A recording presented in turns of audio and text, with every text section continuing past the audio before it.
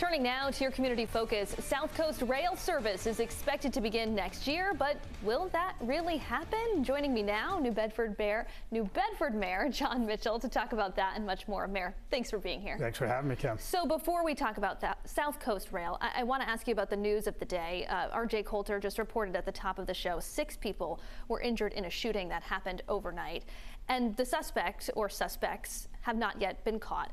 People out there who are nervous about the safety of their community, what do you say to them?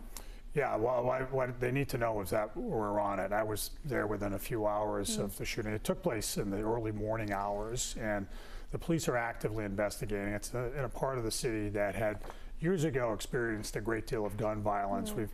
Over the last few years, we've successfully put the lid on it. So when something like this happens, especially to the extent that it did last night, we take it very seriously. So what people will see are in the near term, beefed up patrols, probably more cameras in the location, beefed up patrols in other areas where we think there's a potential for retaliation. But overall, what people should know is that we're going to find these people and we're going to hold them accountable. The federal government just gave final approval back on July 1st to New England Wind for the construction of 2 wind farms off the coast of Massachusetts. We know New Bedford is expected to benefit from this as a staging area. So what exactly does this mean for jobs in your city and other impacts to the city? Yeah, I think what people should know about this is that while the offshore wind industry is looking at the presidential election to determine how much they should be investing now, we have 2 presidential candidates who have very different views about offshore wind.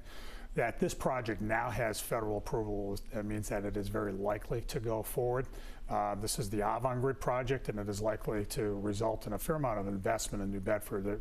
They're going to set up an operations and maintenance base on our waterfront, which will mean jobs really over the life of the project, which will be 25 to 30 years. So it'll be a significant amount of high-paying jobs associated with that, and it helps build density on our waterfront for more follow-on investment.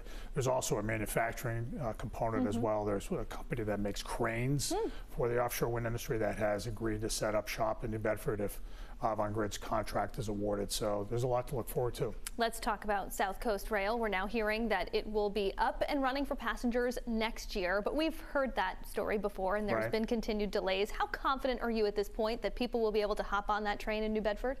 Well, look, I get it.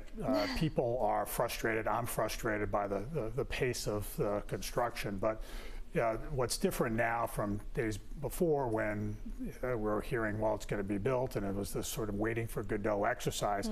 We actually see real construction not only taking place but being completed. So if you drove through New Bedford now, you'd see stations that are essentially done. You see a very prominent pedestrian bridge over to the downtown station that's about 75% done. So there's real money being spent on stuff that people can see.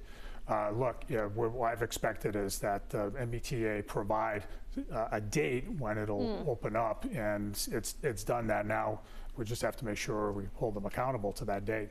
Yeah, we'll just wait and see. We've got less than a minute left, but I want to give you a chance to respond to a piece the New York Times did back in April about the opioid epidemic among fishermen in New Bedford. When you see New Bedford in a piece like that making national headlines for something that's negative, what goes through your mind?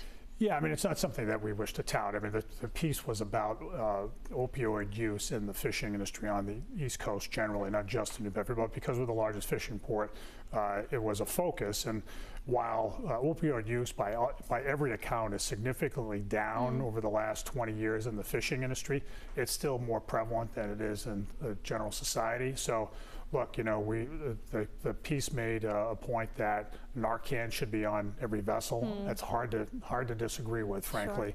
Sure. And what we have to continue to do is to support fishermen in need and their families in need. It's a dangerous job that has America's highest occupational mortality rate. So it takes people of considerable daring to do the job, and there's a lot of stress with it. And so it's not surprising that there's an association with drug use, but we don't accept the idea that drug use is sort of a permanent state of affairs in the fishing industry. We want to make sure we help people stay off of opioids in general and help those who are in recovery. All right, New Bedford Mayor John Mitchell, that's all the time that we have, but thanks so much for being here on 12 News at 4. Thanks for having me, Kim.